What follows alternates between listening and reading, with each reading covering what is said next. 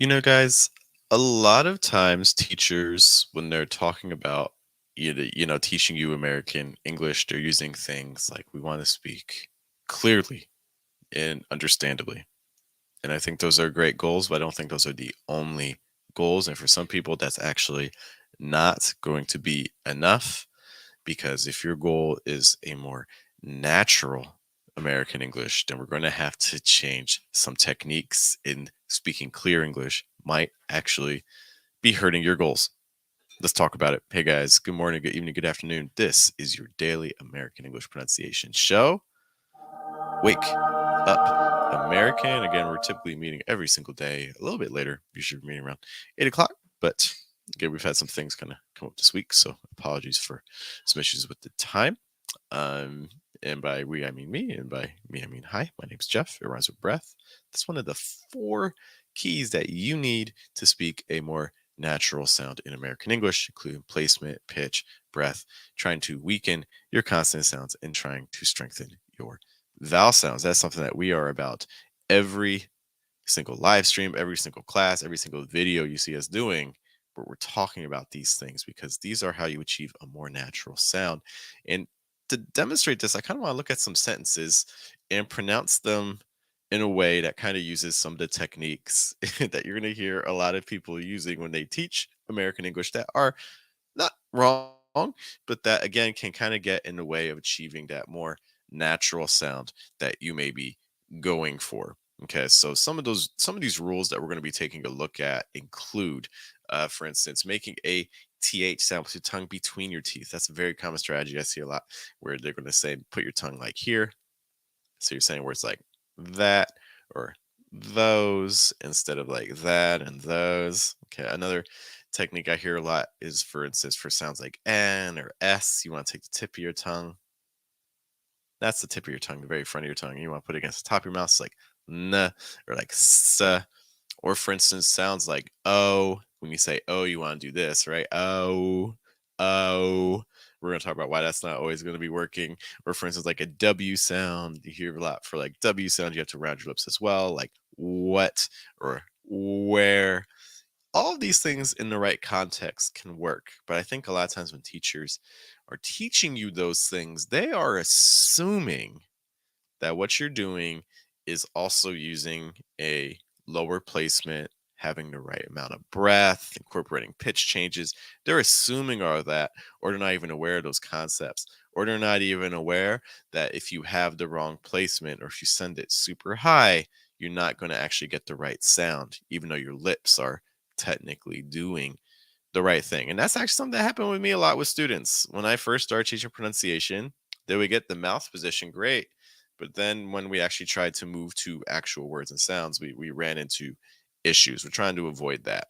Okay. So here are a couple phrases that we're going to be working on.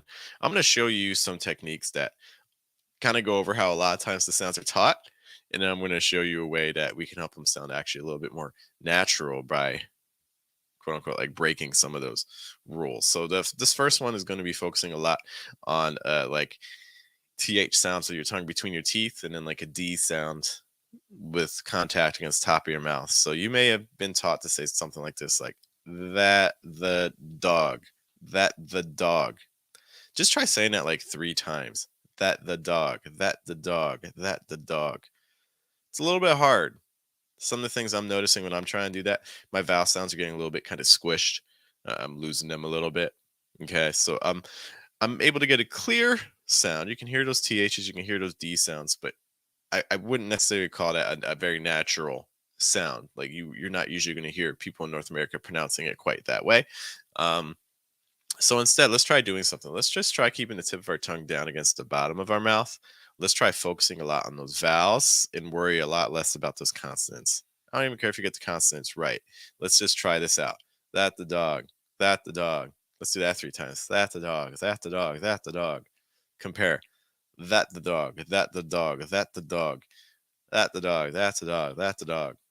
It's just so much easier for me when I'm focusing on the vowel sounds, when I'm getting my tongue actually out of the way, and I'm trying to instead just use a lower placement with lots of air coming through my diaphragm. It's going to help open up things a lot more.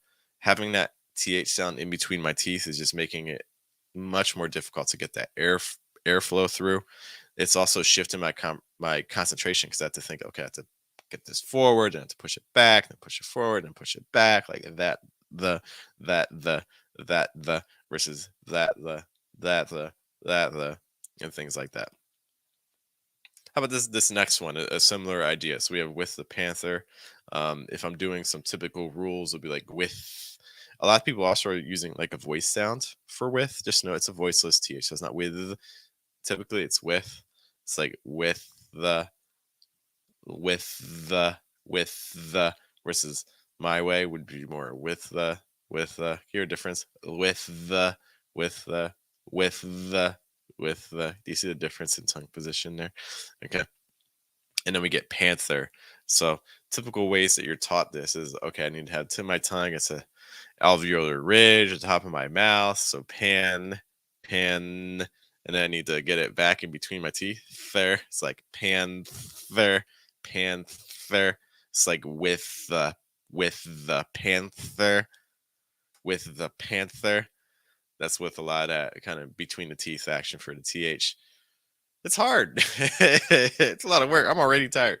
So instead, what I'm gonna do, I'm just gonna honestly keep the tip of my tongue down against the bottom of my mouth, kind of below my bottom front tooth. I'm just gonna let it hang out there and see what happens. Okay, and I encourage you to experiment with this with me. Just have the tip of your tongue press either your bottom front tooth or beneath that onto the gum. It's like with the panther, with the panther, with the panther. So again, let's compare. First two times, I'm going to have those THs between my teeth. I'm going to have my tongue high for that end sound. And then the second two times, I'm just going to keep my tongue down against the bottom of my mouth. And I'm going to focus more on placement and breath, opening up those vowel sounds. So with the panther, with the panther, with the panther, with the panther. Okay. Hopefully you can hear a little bit of a difference there. I can tell you which one felt much easier for me to do.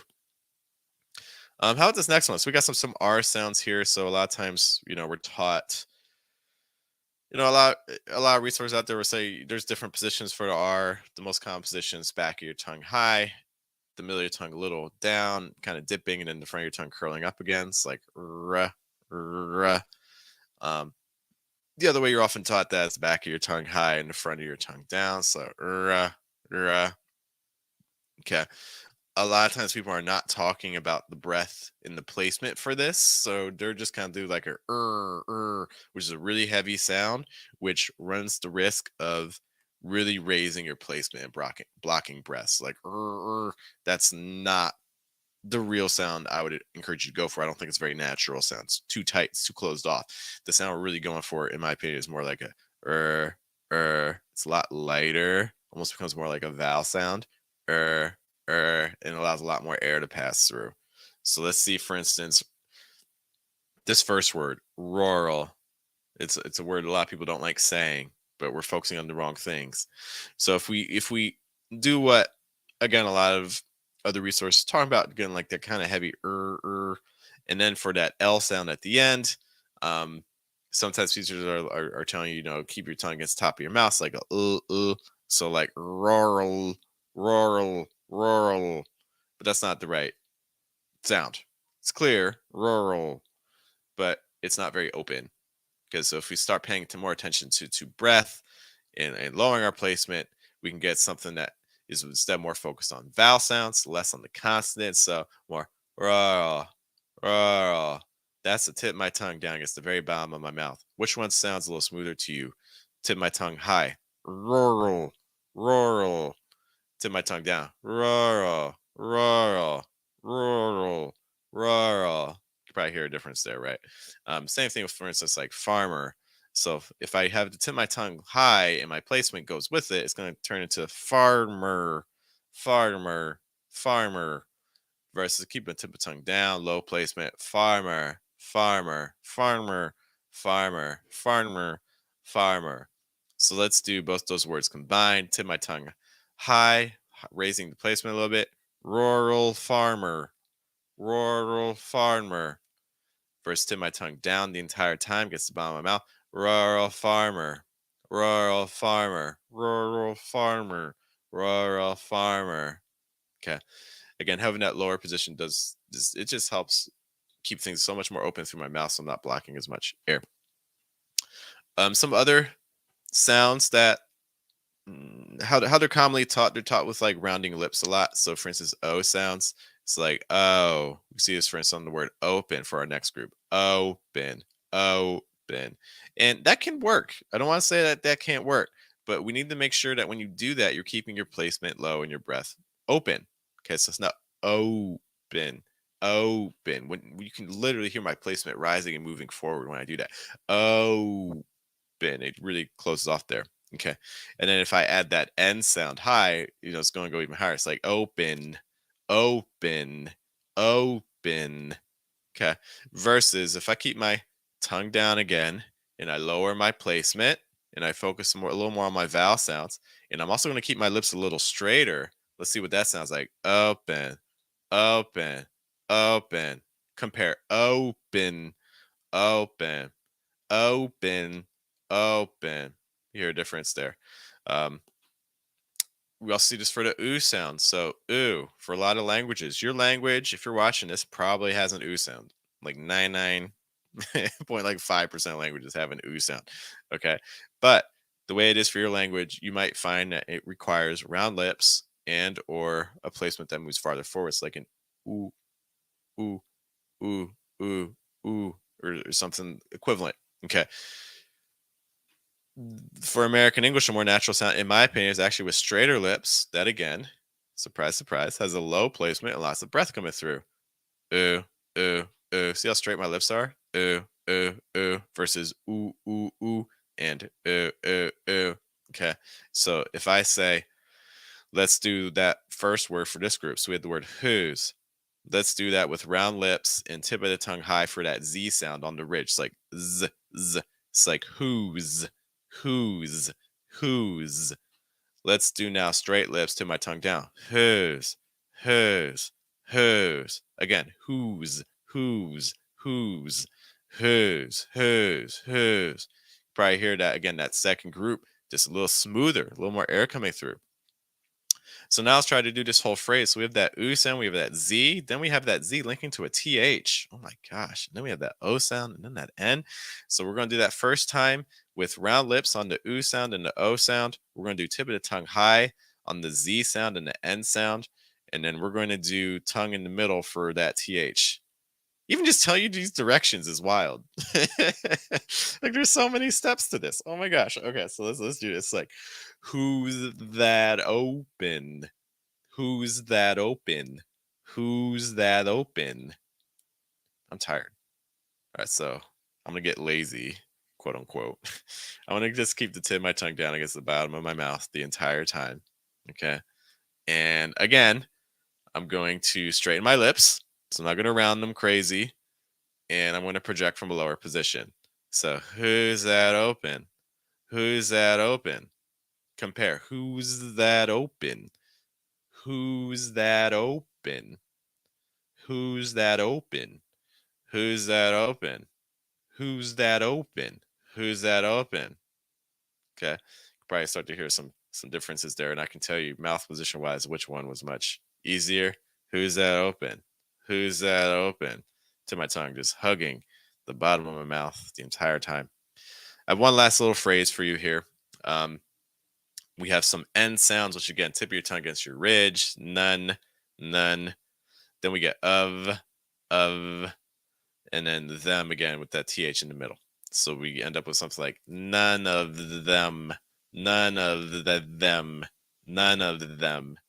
Versus if we again keep our tongue down the entire time, none of them, none of them, none of them, none of them, none of them, none of them, none of them. Okay. So they're just some little differences there. Let me know what your guys' thoughts are. This is my own exploration. So I can tell you which one is easier for my end, but I'm also very biased. So I'd love to hear which ones you find to be a little bit easier for yourselves. I want to say just a quick hello to Gooden and also to Josh, wherever time it is where you guys are. Hello. Good morning from New York. All right. So again, if you have any questions or concerns about these, be sure to let me know. Also, if you're a person that's like, oh, I want to know if I'm pronouncing these things right myself, you can see that we have our name here. So fluentamerican.com/Telegram. We have a group on Telegram. I'm going to be posting all the words we looked at today in the Telegram group. So our students can try saying them and I can let them know, hey, does this sound natural? Are any of our consonants getting in the way or things like that? Basically, you pay for the month and you get corrections every single day of the week from me. So if that sounds like something you'd be interested in doing, go to fluentamerican.com/Telegram. We would love to work with you in the group. Thank you guys for your time. Look, there's a million pronunciation resources out there. So the fact you spent a little bit of your morning or your day with us, entering your weekend, I appreciate that. Speaking of weekend, I hope you guys have a good one. We'll be back on Monday. Hopefully, everyone is healthy in our family and things like that. So we go back on a regular schedule. I will see you all later. Have a good day. Have a good night. Have a good afternoon.